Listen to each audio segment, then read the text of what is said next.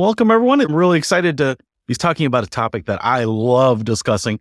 It is how to cut the cord from cable TV. And this is a topic that I really like because I have cut the cable cord myself. I have helped some other people do it. First of all, you probably enjoy cable television right now. You get a bunch of channels. It's probably something you've had for years. Cutting the cord is just a metaphorical term for cutting that cable that comes into your home that feeds you that cable station. And that can potentially save you a lot of money. So what we want to do here is just kind of walk you through the process of how that works and how to do it. Now, I do want to stop here and just say, in this presentation, I am going to share with you a lot of different services that are available, some different products that are available. I'm going to share with you some very basic price ranges on stuff. I am not endorsing anything. We don't have any relationships with anything. I'm not even recommending anything. And I'm not saying any of those numbers are accurate. Companies and those services change their prices all the time. So just keep that in mind as you're going through this. Definitely check with any service provider before you sign up with them exactly what the terms are. So what we're going to do today is we're going to cover what is cutting the cord. I'm going to explain why millions of people are doing it. And then I'm going to give you a process here for how to do it if you are so inclined. So first of all, what is cord cutting? You are probably familiar with your big cable company. That big cable company, when you signed up for cable, sent a big cable van out to your house to install that. They ran a line into your home. And if you were like me, you actually got multiple services from your big cable company. I get my internet service from them, which is a wireless Wi-Fi network in the house. The average monthly bill for a home in America is $54 for internet service. I also got my cellular phone service through that company as well. So some of you might do that. The average cell phone bill is $80 a month. But the one we want to focus on here, and the one that's most common, is that cable that runs in there carries a TV signal, and it connects to a cable TV box in your home, which connects to your TV.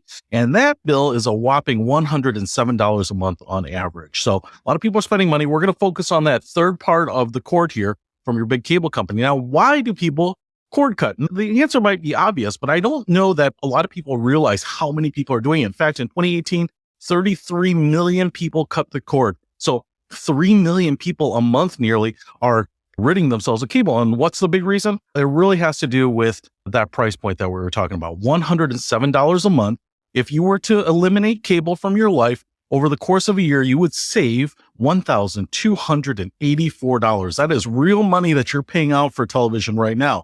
And the other reason, and we'll go into this in some more detail too, is freedom. So if you subscribe to TV over the internet, as opposed to TV over a cable, it actually can provide you more freedom because now you can get your TV service anywhere that you have an internet connection. So you can still watch cable-like television on your TV at home, watch it on your tablets, watch it on your cell phones. I'll talk some more about that, but that's a really big advantage actually of not being tethered and restricted to your home to watch your television. So how do you cut the cord? If you're getting cable television right now, you're probably enjoying those services. The cable company's pumping that service into your home. You just go ahead and call them up and cancel your service. The only thing you're probably going to be left with is static and snow. That's probably no good. You're probably going to feel the pain of having no television at all. So the first option for you is what we call getting an antenna. And some of you might refer to it as rabbit ears. If you're of a certain age, you might remember when TVs had two antennae on the top of them. But that's not what they look like these days. In fact, what they are generally a very thin sheet of plastic, about the size of a sheet of paper, and they're often black like this. They often have some suction cups because you want to put these generally in a window. And so you'll buy one of these antenna, put it in the window, and then run the cable from that antenna and just plug it right into the back of your TV.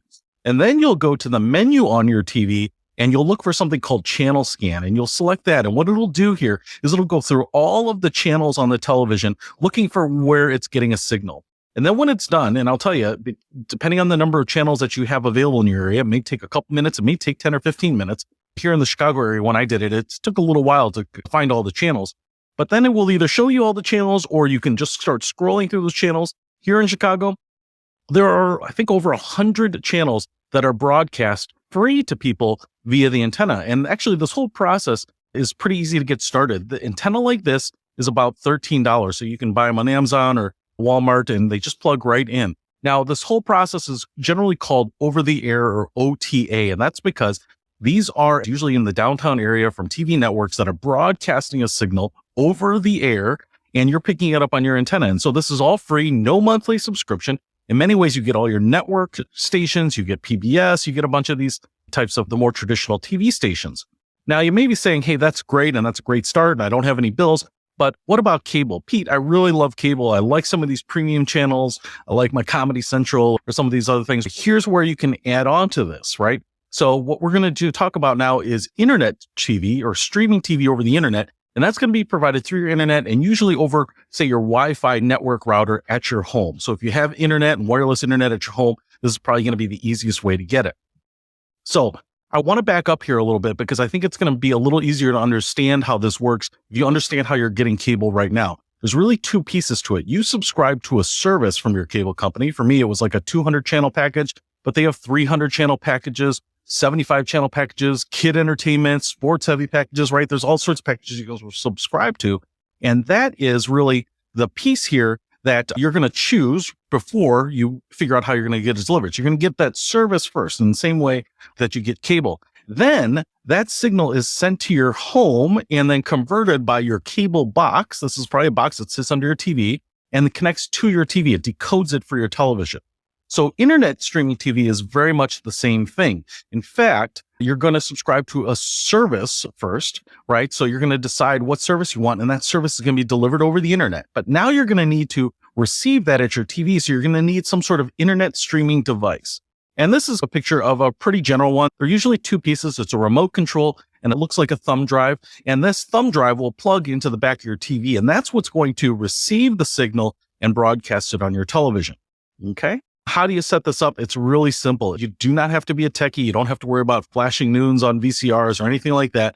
Really, you take the small device, looks like a thumb drive, and you're going to plug it into the port on the back of your TV called the HDMI port. So it's really as just simple as plugging it in and powering it on. Really, there's nothing to do beyond that. It is probably the simplest tech setup that you can imagine.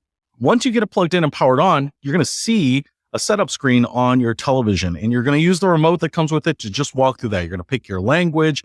You're going to pick your Wi-Fi network. You're going to have to enter your Wi-Fi network password. And that's really it. You might want to set up an account, but it's really straightforward and really simple. And now you've got your internet streaming device connected to your TV and it's ready to go. One of the ancillary benefits, and one of the things that I was really surprised about, is this is a picture of a Roku remote. It's called the Roku Enhanced Remote. It comes with a lot of the standard Rokus. But what's really nice about this is because it plugs directly into that HDMI port, it will also control the functions on your TV, like volume and mute and the power button. And so what's really nice is if you have a cable box remote and a TV remote and maybe one for your soundbar or something like that, this remote will control everything. And so it's funny that a simple device like this at some of these lower price points, and it's such a very simple remote, often replaces all of these other remotes. So you don't have to worry about inputs. So it's really a nice feature, one that I discovered happily that I wasn't even expecting. So let me talk to you about some of the popular streaming devices. So one is if you have a smart TV, TCL branded TVs are usually smart TVs. Some of the Samsungs, some of the Vizios, they have smart TV components. And so they'll say usually smart TV on the box. It means you can install some apps. They connect to your home Wi-Fi network. If you have that, you may have everything you need to get started right away. But if you don't, if you have an older TV, a dumb TV like I did, you're going to need some sort of device to receive your internet TV to plug into it. The Rokus are probably one of the most popular ones out there, and the price point really drives that. In fact, the Roku start at about $30. You can buy some of these used on eBay, but they're really inexpensive and they're really great devices. Amazon also makes their own device called the Amazon Fire TV Stick, another great device. It looks very similar, remote, similar device to plug in there. They're slightly more expensive. It's starting at about $40. They have some different versions of that. And if you like the Apple ecosystem, you like streaming from your MacBook or your iPhone, Apple TV also has a streaming device. It's quite a bit more expensive. It starts at about $150. So you have a bunch of different options here, but I will say they generally do the same thing. So to me, there's not really a lot of good reasons to spend more money on the device than you need to. The second thing, now that you have the device connected to the TV, is you have to pick a TV service in a package. So I want to decode this because this is where it gets confusing for some people sometimes, but it's actually pretty simple. There's really two types of services out there. There's live streaming television, and then there's on-demand television. And I'm going to explain the differences in some more detail here, but live TV is really going to be a replacement for cable. So if you really like cable, if you like the experience of having the channel guide, if you like surfing, that's going to be the service for you. If you like to sit down and just decide what you're going to watch at any one point, on demand is going to be a better service for you. Now, a lot of people have both of these, and we'll talk about why, but because the price points really make it. So first of all, if you're one of those people that you say, hey, I really like channel surfing. I really like turning on my TV and kind of scrolling through and just being able to turn on the news or flipping off when there's a commercial to another channel, then a live internet TV streaming service is going to be for you. This is a screenshot of what this will generally look like. And in fact, what you'll actually have is a channel guide. It'll look very much like cable. You can go up and down. You'll have everything listed by the channels. It'll be all the same things that are streaming on regular cable television. You can slide to the future and come back to the present. And when you slide to the future, you see something you like, just like on cable, you can set it up to record. So live TV streaming services usually have a DVR or digital video recorder so that you can record things and watch them at your leisure, record an episode, record a series, what have you. Now, a couple of other advantages of internet TV is when you do this is that usually those recordings on your DVR with cable are on that box that sits under your TV. So there's some limits to how much it can record. Internet TV, because it's recording to the cloud on their servers, sometimes they have some limits, like Sling has, I think it's 50-hour or 100-hour limits by default. Some of the services like YouTube have no recording limits. So you can record an unlimited amount of shows and movies, which is a really great feature too. But this is really a great replacement for cable. It takes almost no training to adjust from it. Now, I want to show you some of the live TV streaming services that are out there, and they really come in three different categories. There are free services. There are what I call cheap services. They're pretty low price points, starting at about $14, going up to about $20. And the reason they're cheaper is that they are often smaller channel lineups, and they usually drop the channels that are more expensive, particularly like sports channels or local channels. So you get a little bit of a smaller channel package, but it's pretty robust, mostly because they don't have the higher priced ones. And then you can get premium internet streaming TV services. And those start at about $40, go up to about $50. You can certainly go up higher. You can get larger packages, more sports focused, more local channels, some premium channels, those types of things. And so you really have three tiers. Now, the free TV services are pretty impressive. If you go to Pluto.tv, you can download the app, watch TV on your phone. I will say that the channel lineups probably won't be as robust. And then also you'll probably see commercials, right? So if the commercial comes on while you're watching The View or something like that, you're going to have to watch the commercials. Now, the cheap services are really great too. Philo starts at $16, I believe. Sling starts at $20. They offer a pretty nice channel lineup, some DVR services, really nice packages across the board generally for $20. And these are the ones that you might not get ESPN or some of the other high cost channels in them. Now, if you really want full cable replacement, you want all those channels, you want the premium channels, you want to be able to add on the NBA channel or something like that at some point, services like DirecTV Now, YouTube TV are really the big ones here. And in fact, most of these will have not only DVRs, but some of them will have unlimited DVR recording. And that's really the kind of the benefit here. So again, it's really tied to the price point. But as you might be able to see here, even at $50 a month, we're still quite a bit less than that typical cable bill. Now, we talked about live TV streaming service for channel service for people who like cable. But now I want to talk about on-demand TV services. And that's really exactly what it sounds like. It's on demand. So a service like Netflix is probably the most popular on-demand internet TV service. Here you would log in. They're not streaming anything. There are no live channels. You'll scroll around, look at genres, look at different movies, TV shows, whatever it might be, and you're going to pick to start watching any of those at any particular time. So there's nothing like a channel guide per se. It's just you decide what you want to watch when you want to watch it, and you can come back to it when you want to watch it. This is what a lot of people think streaming TV over the internet is, but like I said, there's really two different versions of it. Now, in the on-demand world, there's also free services and there are also premium services, but even the premium services in this case really are only about $10 to $15 a month, so they're pretty affordable as well. The free services are usually free because they are commercial supported. So services like Crackle, Tubi TV, and if you do buy a Roku device, you get access to the Roku Channel, which has a bunch of movies and TV shows for free. And so I actually watched a movie on Crackle a couple weeks ago because it was the only service that actually had the movie that I was looking for. And what ends up happening is that every 20 or 30 minutes or so, they run like 3 commercials on it. It's very much like regular TV if you're familiar with how you used to watch TV live. And so you just have to watch commercials, and that's the benefit of it. And you don't have to pay anything. So there's quite a bit of good selection there. Now, if you do want to pay for a premium service, one, you'll probably get a much wider selection. Netflix has a huge, robust selection. They also create some of their own content. They have both movies and TV shows, and there are no commercials. So for $13 a month, you get all of that. If you have an Amazon Prime membership, you'll have access to Prime Video. That's another very popular one, and Hulu is another big player in the space. Again, the prices on these are pretty affordable, and you get a really big selection, which is nice. Now, installing your service. So whether you've picked live TV or on-demand TV, maybe you've decided to pick both. You want a cable replacement and access to Netflix library, whatever it is. What you'll do now is you'll go back to the TV. You've gone ahead and set up your device. And that device is actually like plugging a smartphone into your TV. It's really turned your TV into a smartphone.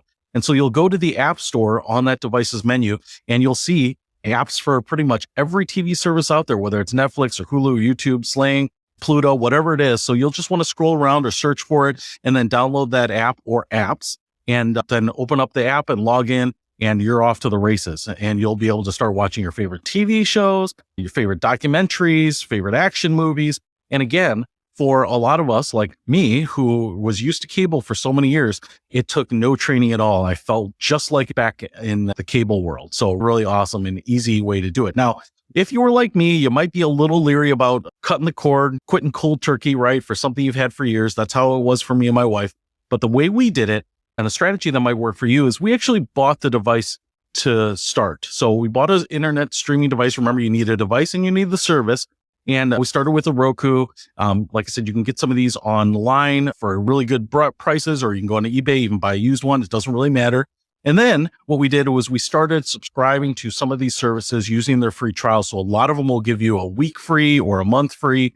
And that's a great way to try it out. And in fact, during this period of time where I was trying to figure out if we could cut the cord, I probably had 60 or 90 days of free television, which was pretty nice too. Feel free to leverage those free trials where they're available.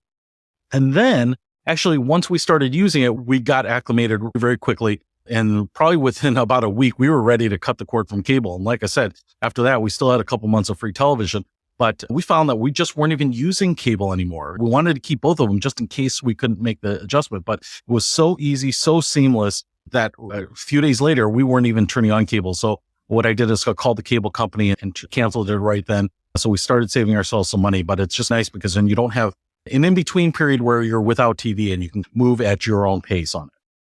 So the big reason why people do it, again, you might see a monthly cable bill like this, a 200 channel package for $69.99. You probably rent those cable boxes. And if you have 2 cable boxes in your home, you probably get charged for each of those boxes.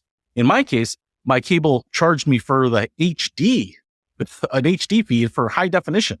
And then a bunch of taxes get loaded on that. You can easily be at that standard monthly cable bill of $107 a month. And if you want to go to over the air, just pick yourself up an antenna.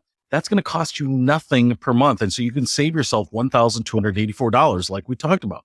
But here's the best part. Let's say you say, hey, I don't want to just go cold turkey and just stick with network television. You want a cable replacement on top of that. You buy a device like a Roku or Amazon Fire Stick. You subscribe to a premium package, something that's robust so that you don't miss out on anything that you wanted. It's still going to save you $684 a year. You can almost keep yourself whole, but put more money back in your pocket. And this is the real reason that people are just bailing on cable so quickly. The other reason, and the reason that people don't think about, I think, is the freedom here. So yes, if we want to sit on the couch on the weekend or the evening or the afternoon and watch TV, we can watch it just like we always have right on our TV. But because it's over the internet and it's not over a cable that comes into your house, I can watch TV on my smartphone or on my tablet. When we went on vacation this summer, we were watching all of our favorite shows at the beach, at the hotel, on our iPads, because the TV service follows the internet, not your home television. And so you can stay up to date on your TV shows, watch those things in your DVR. It's really freeing. It's actually a lot easier in a lot of ways. I hope you got the information needed. Thanks, everyone. Have a great day.